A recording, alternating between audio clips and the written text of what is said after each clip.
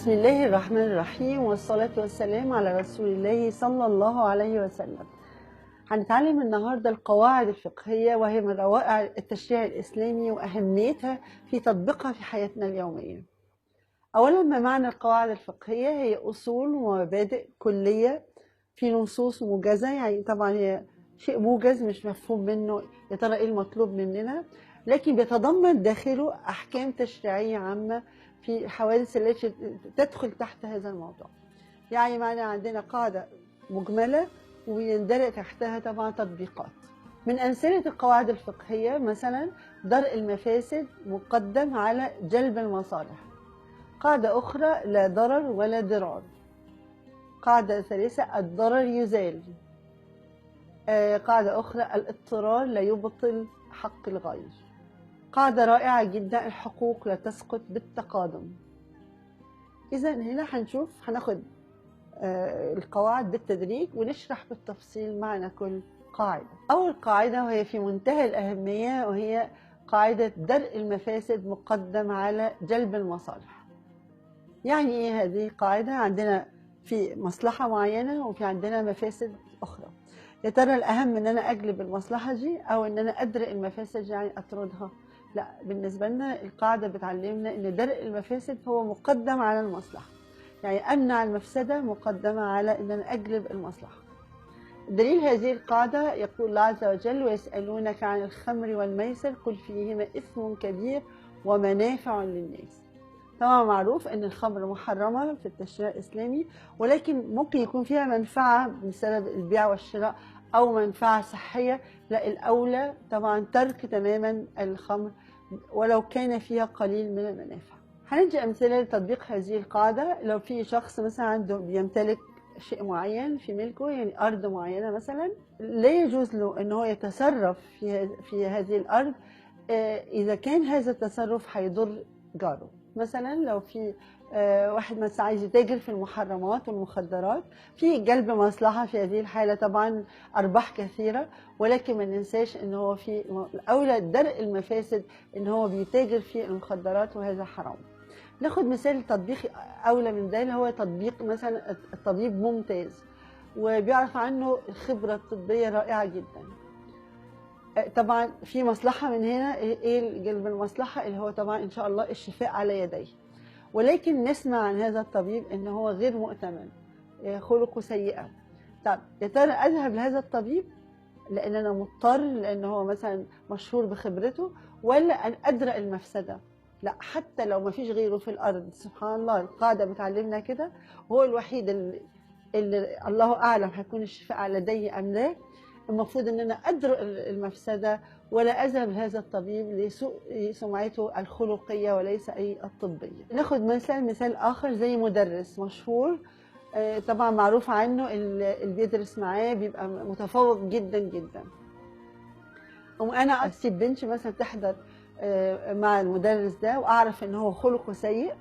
طب ايه الاهم، ان البنت تبقى متفوقه ولا ان انا اخشى عليها المفسده؟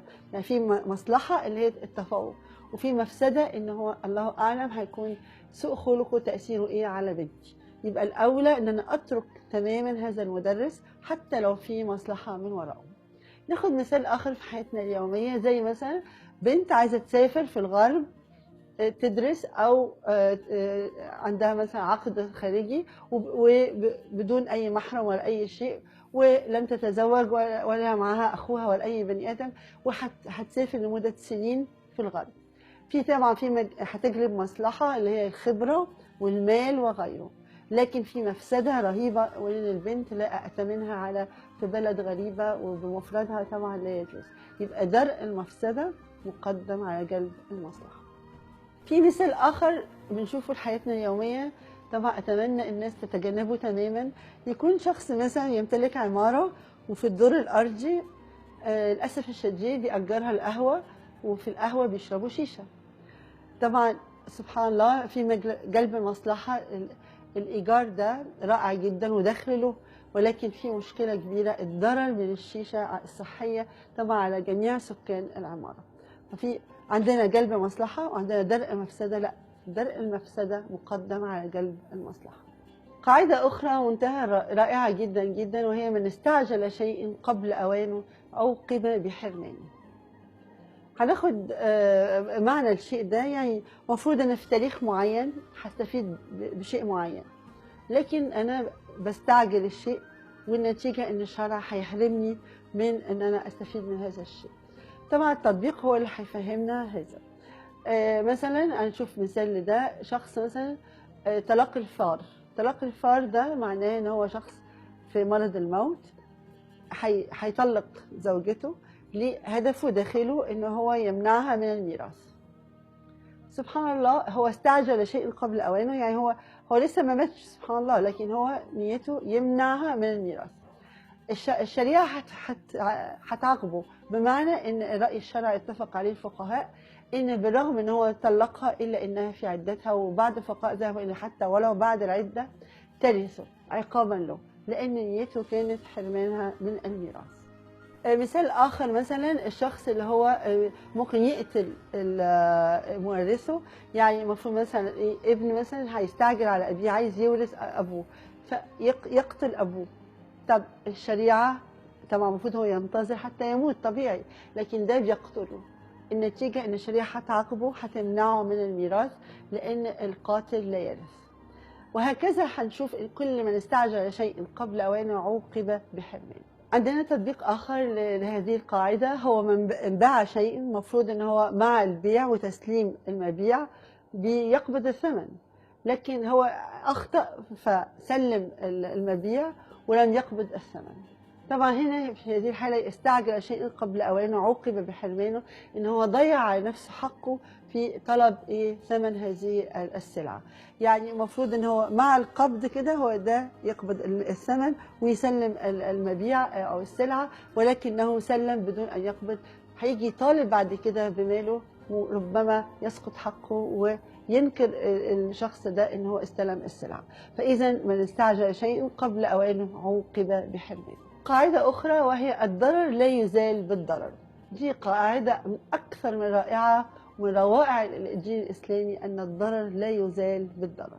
يا ريت نطبقها في حياتنا اليومية، بمعنى أن شخص وقع عليه ضرر فينتقم من الشخص ده بأنه يضره بنفس الشيء. في الإسلام لا، المفروض شخص ضرني لا أرد الضرر بضرر آخر، المفروض ان انا ارده بطرق سلميه، احاول ان انا اصلح من شأنه، الجا للقاضي، لكن انا اضره لا يجوز. هنشوف بقى امثله لتطبيق هذه القاعده. في التطبيق رائعه جدا جدا. مثلا عندنا مثال زي دار صغيره جدا، مجموعه من الناس مطلوب منهم يقسموها عشان طبعا الارث.